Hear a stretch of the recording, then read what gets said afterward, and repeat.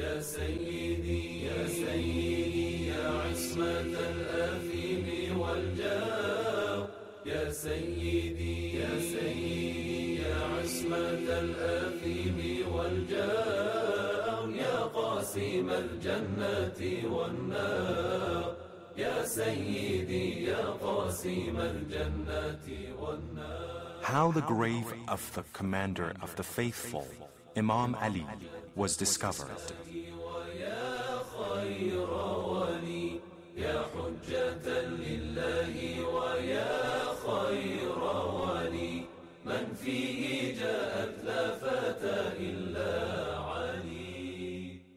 Sayyid Sultan al-Wa'izi in Shirazi, but in what state was the grave of the commander of the faithful Ali discovered 150 years after his death? Because Umayyad oppression was so intense during Ali's later life, he stipulated in his will that his body should be laid in a grave secretly at night, and that no trace of the grave should be left. Only a few of his close companions and his sons attended the burial. On the morning of the 21st of Ramadan, when he was to be buried, 2 conveyances were prepared. One was instructed to go to Mecca, the other to Medina.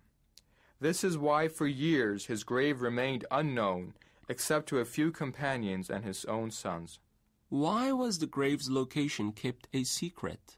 Probably out of fear of the irreligious Umayyads. They were particularly inimical to the members of the progeny of the Prophet. They could have desecrated the grave. But is it possible that a Muslim, even though an enemy, might violate the grave of a brother Muslim? Have you studied the history of the Umayyads? From the day this wretched dynasty came to power, the door of oppression was opened among Muslims. Good heavens! What atrocities they committed, what blood they shed, and what honors they spoiled.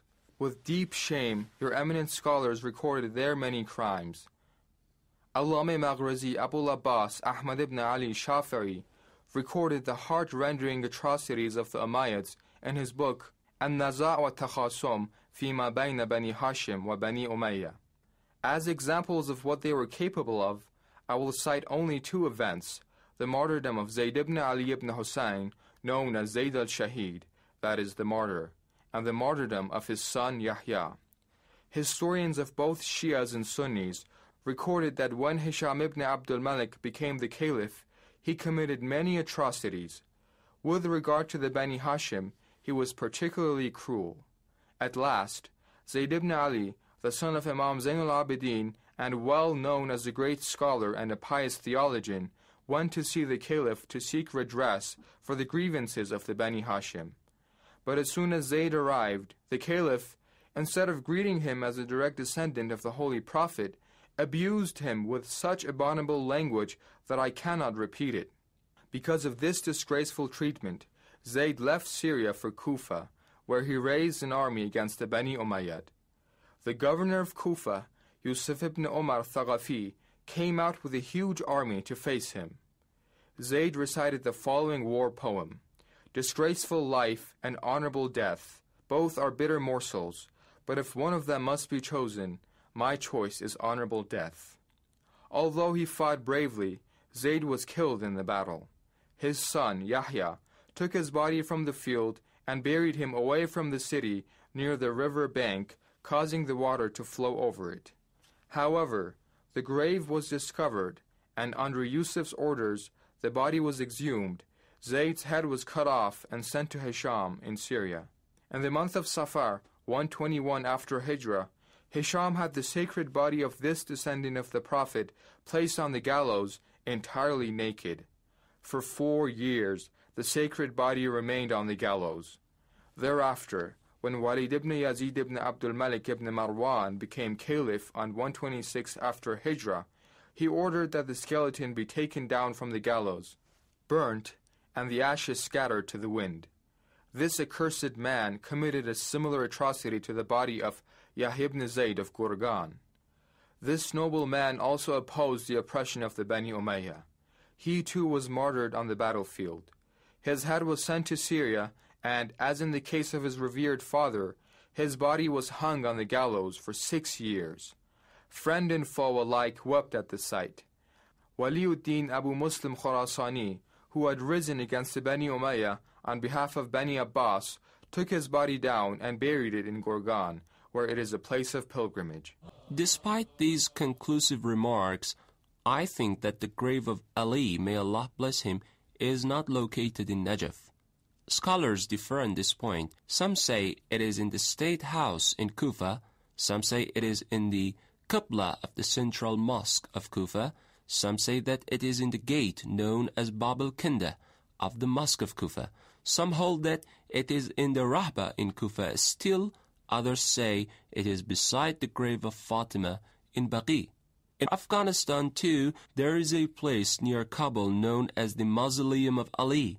According to one account, the sacred body of Ali was placed in a box and laid on the back of a camel and sent toward Medina. A party of men snatched the box, believing it contained valuables. On opening it, they saw the sacred body, brought it to Kabul, and buried it at this place. That is why people revered this place.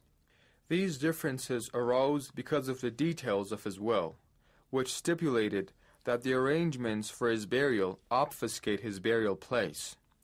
It is related from Imam Ja'far as-Sadiq that at the time of his death, the commander of the faithful told his son Imam Hussein that after burying him in Najaf, he should prepare 4 graves for him in 4 different places, in the Mosque of Kufa, in Rahba, in the house of Ju'da, Hira, and in Ghira. The Shia agree that this sacred grave is in Najaf. Whatever they have learned from the Ahlul Bayt is authentic. The people of the house know best about what relates to the house. I really wonder at your scholars who have neglected the sayings of the progeny of the Holy Prophet in every matter. They did not inquire about the location of the grave of the father from his own sons in order to learn the truth. It is certain that the children know more about the grave of their father than others do.